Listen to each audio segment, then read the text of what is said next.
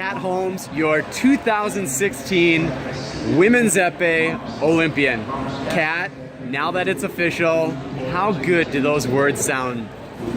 I mean, although it's been my reality for the past couple of months, like it was a goal of mine for so long. I mean, ever since, I was a little kid, I was kind of thinking about it, and then, really working towards it these past 2 years. The day that I qualified, like the moment that I qualified, I was sitting in Budapest, and it kind of depended on how one girl did, and I was sitting there, I was waiting, I couldn't watch. I kind of looked around, and I noticed all the fencing was over, and so I was like, oh, I got it. Now I'll know whether it's official or whether I got to keep going. I looked at one of my friends. I was like, she's like, she lost. I was like, what?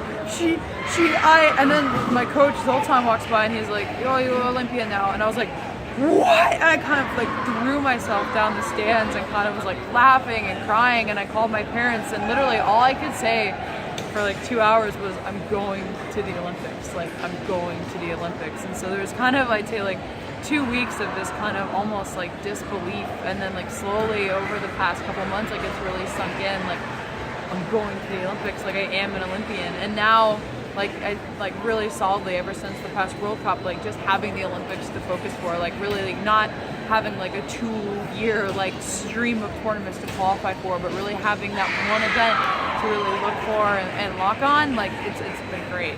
And Kat, were you still kind of in control of your own destiny at that moment? Were you still in the tableau, or was it all up to this one woman's result? So I went 6-0 in the pools. So that means that I went directly into the tableau of 64.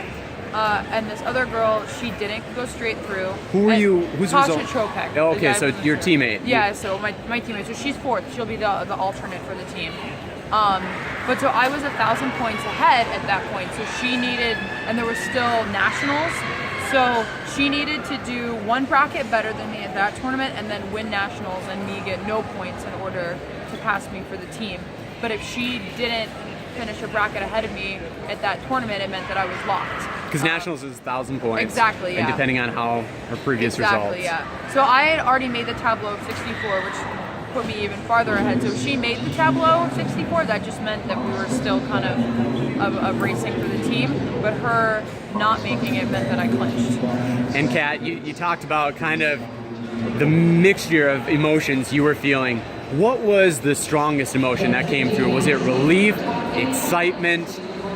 I mean, the best way for me to describe it is it's like you don't really notice it while you're qualifying, because that's your life and like you're kind of living it, but the instantaneous weight that was like lifted from my chest and my shoulders, like it was almost literally like a backpack had been like dropped off. Like I felt like I could expand my lungs fully with air for the first time, and I don't even know how long, but with that release of like physical weight and physical pressure, it was like tears and laughter and like nonsensical words, like everything just was kind of like released at once. Like it was the most incredible feeling of my life, hands down.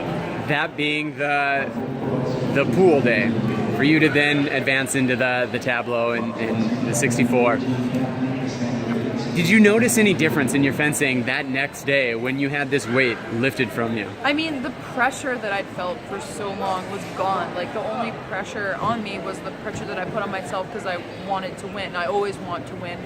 And it was a stressful season for sure. I mean, like it was a grind, and I think the pressure got to me a little bit, and finally being able to get back to just, fencing because I want to fence, fencing because I want to win. And that was always, of course, I naturally wanted to win and wanted to fence when I was, trying to make the team, but it was this huge additional pressure on top of that. So just really being able to fence as I wanted to fence without, worrying about all these external things and I made a top 16, which was also really great.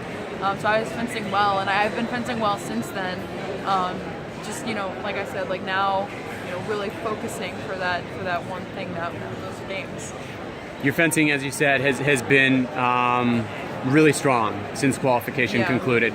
Compare your fencing post-qualification or since you clinched your berth to Rio to the grind of qualification leading up to that point. Well, I think the grind, there's so much pressure that I mean, I think it can go one of two ways. One, you're over anxious and like taking too many risks, or you're so cautious that you don't want to take risks. And I erred on the side of more cautious, so I felt very frozen in my fencing. Like I didn't want to take any risks. I didn't want to lose anything. Like I was more my fear of losing was greater than my want to win. I was like, oh, I've got to hold on to this.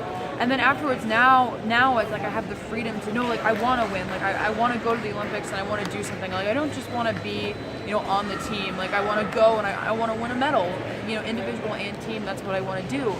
So now it's like I'm freer to take those risks. Like I'm not scared anymore because I don't have that ginormous pressure. Again, for me at least, it's always easier to focus for one tournament for me. So like for that qualification, that last event where I qualified, like I had a month before with no tournaments, and I really focused. I really was like, okay, like I'm gonna do this, and my result was very strong. It's like for the games, like I've had months to really focus, to really be like, okay, like I want to win, and so it's not that same pressure, not that same grind, not that same fear. It's more of like a hunger.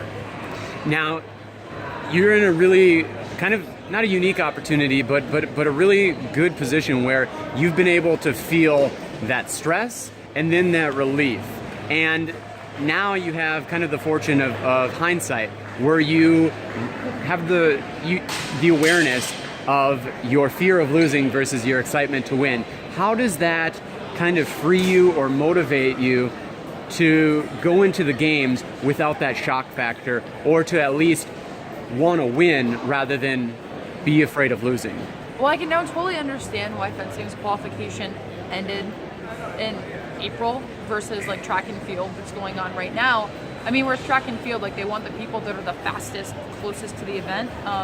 They're like, because, and it's that one event, fencing's qualification is such a long, grinding kind of enterprise where, I mean, even the person who clinched the earliest only really clinched in January. And because you're focusing for so long for qualifying to a game, it's not just on the games, like you need a letdown period. Like, so after I qualified, like there was that period where you're just like you're just breathing, but then, I that was in March, so like April, May, June, I mean, it's like almost like 4 months to then really settle down and really focus. And my goal since then has been like, I'm going to do everything I can to prepare as well as I can. So when I get to the games, there's going to be, I'm left nothing on the table. Like I know that I've done everything within my power to prepare for this event to the best of my ability. And for me, like even as like a little kid, like when you're, in practice, 3 times a week, like knowing that I trained hard was always like helped me compete the best because I had the most confidence. And so now I'm trying to do everything I can. So when I get to that games, when I'm on,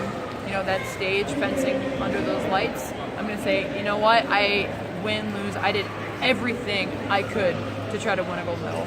All right, Kat. Well, a gold medal is what we hope you win. Best of luck to you. Thank you. Thank you, and congrats. Thanks.